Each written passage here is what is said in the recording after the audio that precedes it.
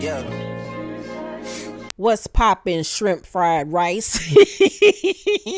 It's me, Keisha, and I'm here with this week's All Tea, All Shade, Married to Medicine, Season 9, Episode 5 review. I want to remind you guys that this Thursday at 6 p.m. Central Time is a new episode of Tea Party featuring my bestie Sheridan. We'll be discussing The Real Housewives of Atlanta, Season 1, Episode 1. We're going all the way back to the beginning and doing weekly recaps on The Real Housewives of Atlanta. So make sure you guys tune in this Thursday at 6 p.m. Central Time. And you guys, my explosive interview with Winter Williams from Love and Marriage DC is up right now. Everybody has been raving about how good of an interview it was. So make sure you guys check that out as well. Now let's get into tonight's review. The episode picks up exactly where last week's episode left off, with Eugene and Kiran getting into it over Kiran and Anila arriving to the Halloween party in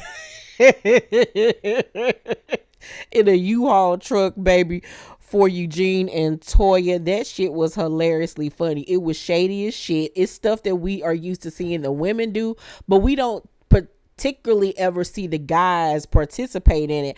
And so, especially the guys on this show, they don't argue. They let the women do what they gonna do. They don't really jump in it or nothing like that unless things get physical. But other than that, they mind their business. So to see Kiran, co-sign what his wife was doing, it was fucked up, you know what I'm saying, because the guys don't participate in that, you know what I'm saying, and he made a choice. He chose violence. So he had to understand that Eugene was going to feel some type of way. But then also on the flip side of it, Eugene, you wouldn't be feeling no type of way if the shit wasn't true. Obviously, a hit dog was hollering, goddammit. It is a well-known fact that you and Toya move a lot. Like, y'all not good with y'all finances, obviously, and that's gonna come up this season, that y'all over there in debt again. And it's just like, what are y'all over there doing? So yeah, y'all trying to live like y'all the Joneses or whatever. So yeah, people are going to make fun of y'all. Y'all need to get y'all shit together. Y'all too old for this shit. Y'all making too much money. Y'all too old for this. Y'all have two boys that y'all need to be saving up for. Hell, saving up for yourselves for retirement, and y'all just keep on squandering y'all money. So yeah, people are going to make fun of you. So hey, stop with the bullshit. Won't nobody have nothing to make fun of. How about that? So Kiran, Eugene asked Kiran for an apology. And Kiran was like, I'm sorry, but it was funny. They had Kiran fucked it up. They thought because Kiran was Indian and he was going to back down to some shit. No, Kiran is not no punk. Eugene was like, you're doubling down on your insult. And Kiran was like, I'm not doubling down on shit. And I was like, ooh. And I was like, okay, Kiran, put your dick out on the table. He was like, I misjudged how sensitive you would be. Ooh, whoa. Then he said, I won't tell jokes. I'll be the dullest motherfucker here. And I was like, well, wait a minute now, Kiran. Wait one motherfucking minute. Kiran grew up in the hood or something. Kiran ain't scared of you niggas. So here come Eugene scratch Thompson, call me another motherfucker. Boy, he wasn't calling you no motherfucker. Shut your little square peg ass down somewhere looking like a teenage mutant ninja turtle. Sit down somewhere, Eugene. You just butt hurt because it's true. It's true. It's damn true. Who knows what that is? Whose quote is that? So Eugene was like, it was malicious. It was malicious towards me and my wife. And so here come daddy, here come Damon being the voice of reason that always knows how to calm things down. It's like Jesus speaking on the throne. And here come Damon Thomason. Who can say they don't have a plank in their eye though? All of you guys or your wives have said something that hurt my feelings before, so really none of any of you can point any finger, man. I've grown thick skin over the past several years, so your wife saying something really doesn't hurt me like it would have 5 or 6 or 7 years ago. It's okay, because I'm not going to react to what your wife said. I'll react to what you do, though. That's what you're saying he did. And everybody, all the men just sitting around with smiles on their face like he reading them a bedtime story. This shit was so fucking funny to me. So Eugene was like, you know what, I'm putting all this behind me. It is what it is. I'll accept your apology, Kiran. And Kiran was like, I'll be careful about my jokes, and rolled his eyes like Kiran was not here for Eugene at all. So I think that this is going to be an ongoing beef between the two. I really do. I don't see this simmering down anytime soon. So they all start axe throwing, and it's hella awkward in the beginning, but the guys end up getting into it. You could tell it was even more awkward because Eugene was like, me and Kiran to go first, and Kiran kept on hitting, you know, the target or whatever, and Eugene wasn't hitting nothing, child. Wasn't hitting a damn thing. And so you know they had to like fuck with his manhood a little bit. Child, mess. Heavenly joins Groot, aka Jackie, for lunch. Jackie, of course, is eating a bland ass salad and some bland ass chicken that she made. And as they're preparing to eat, in walks Simone with her lunch. And Simone and Heavenly are looking at each other like, bitch, what the fuck are you doing here? And then they both looked at Groot like, I know you lying. I know you did not ambush us. And of course she did, because she wants this trio back together. But Simone is like, girl, I'm just getting back used to the duo, me and you. Like, we're not doing this. Like, we don't get along with each other. We don't really like each other. But they decide to end up having lunch together. So Jackie brings up she wants to go on this girls trip. She wants to get the Golden Girls together because they are the oldest ones out of the group. And Simone was like, how we gonna plan a trip when Heavenly don't get along with nobody? And Heavenly was like, I get along with everybody. She's like, I met with Toya, and I met with Quad, and I text Contessa. And so they decide that they're going to go to Vegas, honey. So they about to take their tops off, and it's about to be some old ladies going wild, child.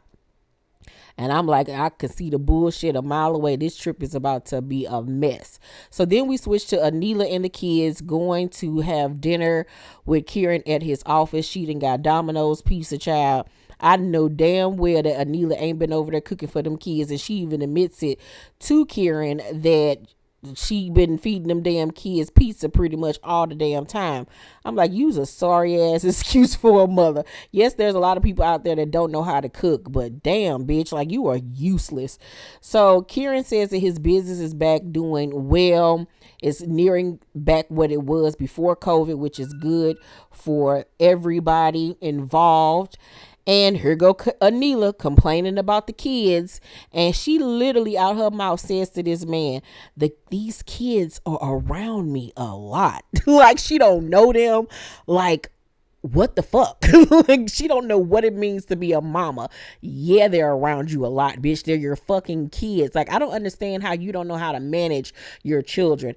I don't know if that's just some other ethnicity issues, but people make being a mother or a father way harder than it actually is to me, especially if you know how to discipline your children and make them respect you, which they obviously don't respect you because you don't even spend that much time with their asses. Obviously, you too busy trying to be the next goddamn me, Nikki Tutorials or Desi Perkins or somebody. Like, I don't know who the fuck she trying to be, but I need for Anila to be a mother. Be a mother to your goddamn children, lady. So Kiran was like, well, we can, get a new nanny. And she was like, yeah, but you got to find somebody that you trust. How about we, bring my mother to live with us? And he looking like, oh, no, we're not doing it. No, we're not. So she was like, let's do a trial period for a few weeks. And he looking like, bro, like, this is a lot, but I'm going to go ahead and do it for you because I'm tired of hearing your mouth. But basically what Anila want is a live-in babysitter, meaning her mama, because she know her mama going to be around them kids and the grandpa will be there to watch them so she can do whatever the fuck she want to do. I don't understand why she has some kids if she act like she don't want them. Tessa invites her trainer over to discuss her meal plan because, she's doing a fitness competition. And baby, all I can focus on in this scene is her ugly ass furniture in that house. That house is so weathered and dreary. Ooh, everything is brown. I was like, no wonder y'all miserable up in there. You and your husband. Everything is just dull and antique-ish. And I'm like, yo, home decor is as ugly as y'all marriage is, child. If y'all don't get some color up in that bitch, maybe that'll rev y'all systems up. Like, I'll be mad every day up in that motherfucker too if I gotta look at that Downton Abbey Grey Gardens looking ass furniture, child. Ugh. So then we meet the new cast member Audra. She visits not Phaedra, child, Heavenly at her home. You know, she's a lawyer. They kikiing about the trip because Heavenly has invited her on the Vegas trip, and Audra, you know, brings up everything that happened with Contessa because she heard about it.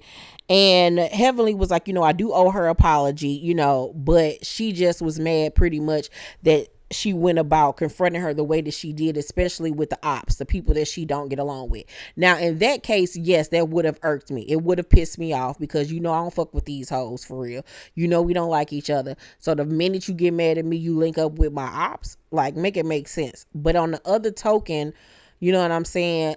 Like I've been saying, Contessa had a right to feel the way that she felt, but I also feel like Contessa used this as a storyline, and I also feel like Scott put the battery in her back to focus on Heavenly, and so they wouldn't have to focus on their marriage. Heavenly does say, though, when they get to the trip, that she is going to apologize to Contessa face to face. In Contessa's confessional, she does admit that she did receive a text message from Heavenly apologizing, but she says her thing is that Heavenly likes to like shit on you in public but then be remorseful in private, and she feels like she gets a totally different Heavenly when they're around other people and in public. So she doesn't trust her apology. I wouldn't trust the apology either, based off the fact that Heavenly always apologizes and then turns around and does the same exact thing that she said that she was no longer going to do. So on the day of the trip, they arrive to the airport, and Dr. Jackie lets Simone and Heavenly know that she was only able to get 7 rooms. So that means that 2 of the ladies will have to share. And so she says that she's going to end up sharing the room with Simone.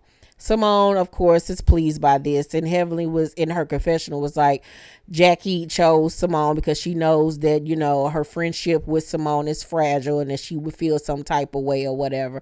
And I agree. If she would have chosen Heavenly over Simone, it would have been a major, major, major, major issue. I would have just put the 2 newbies or Audra and like Kari in a room together if that was the case.